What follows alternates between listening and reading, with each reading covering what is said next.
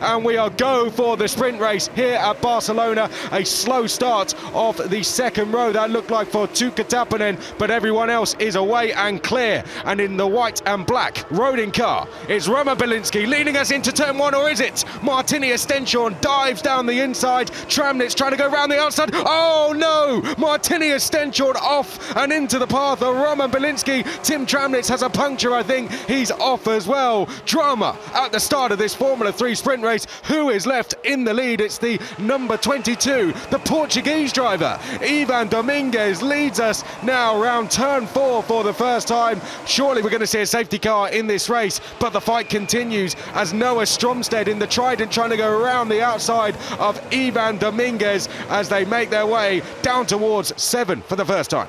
Oh no, Rafa Kamara.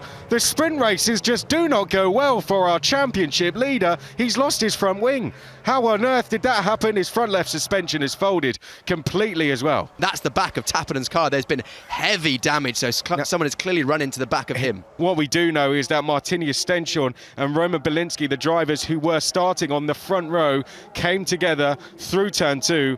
Tramnitz second in the championship, out. As is Tuukka Tappinen, 5th in the championship, out. Bielinski, 7th in the championship, out. And our championship leader, out. The driver that stalled there with the flashing lights is Tappinen. He's rolling, but not quick. And there is Kamara, just unsighted. Kamara drives away. We'll see what happens from his point of view.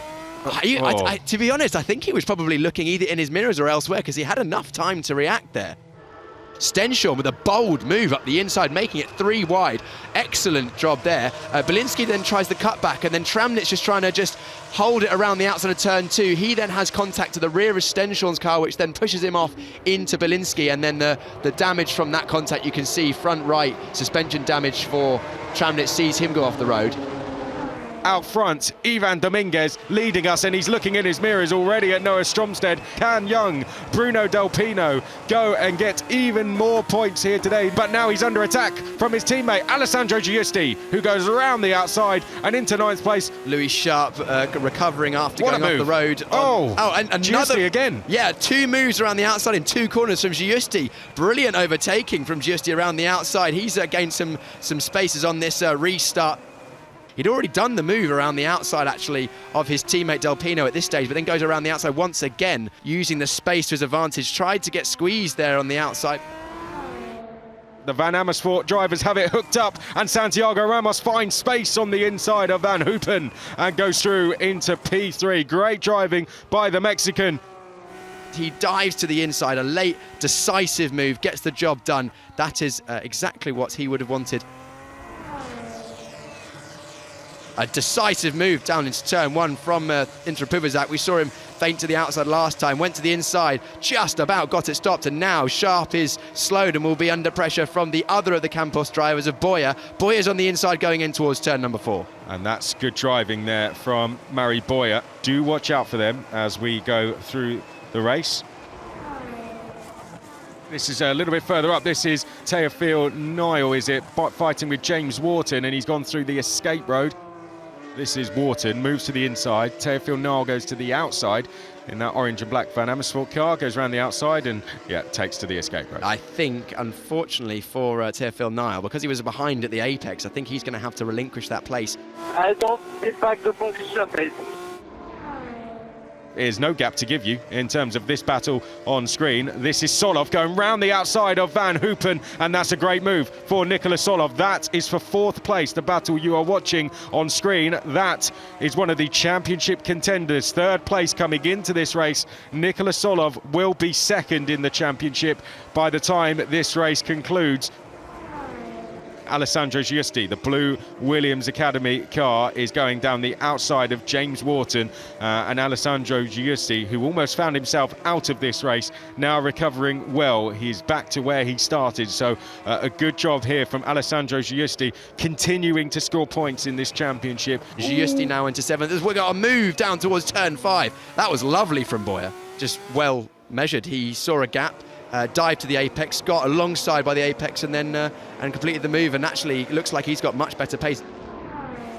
Leon actually made a mistake through turn 9, which allowed Boyer to get even closer. And I think this is going to be a slam dunk move down towards turn 1. I don't even think Leon is going to defend it. No, he's not. I think he's admitted defeat on this one and would prefer to keep his tyres clean. As into Puvazak now looking around the outside into turn 1, can't get the move done. To center point to Puvazak. Campos Racing drivers love that corner. Lunge down the inside. That looked like a big send. And that says to me the Campos cars. Oh. Wow, that was interesting on the brakes there. Whoa, good move. Let's watch Murray Boyer, because he's now past James Wharton. Boyer on the move in this race. A pretty easy move down towards turn 1. DRS pass around the outside. Oh no! That's Noah Stromstead. Noah Stromstead is slowing. Drama in this Formula 3 race once again. What has happened? Noah Stromstead is coming to a halt. What on earth has happened? Trident are just as confused as we are.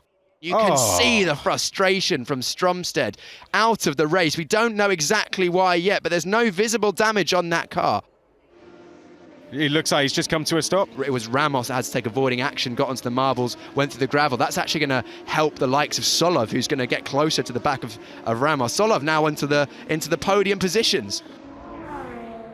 We got a wheel off. Who's that for? Oh, it's for the number 26. That's our new driver, Jose Garfias. Jose Garfias on his debut in Formula 3 has a wheel off.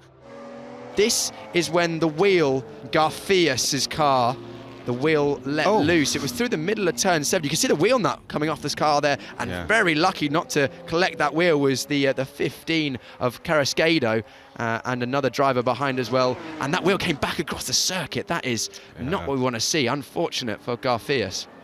Van Amersfoort Racing celebrating 50 years this season. They will be 1 and 2 for the first time in FIA Formula 3. And leading them home, Portugal's Ivan Dominguez making history as he comes across the line. Well done, Ivan Dominguez. You are a winner in FIA Formula 3. He wins here the sprint race at Barcelona.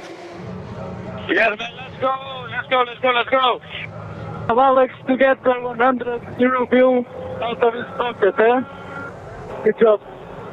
Ivan Dominguez takes victory out front in a Van Amersfoort Racing 1-2. Congratulations to that team. Nicolas Solov on the podium once again. That's back-to-back podiums for him. Then Van Hoopen, Nile, Giusti, Boyer, Wharton, Intra-Puvazak, Noel Leon round out your points finishers. Well done, Van Amersfoort Racing, a very hard-working team who came into this championship 3 years ago, and now they've got their first 1-2 finish, and they're racking up the wins this season as well.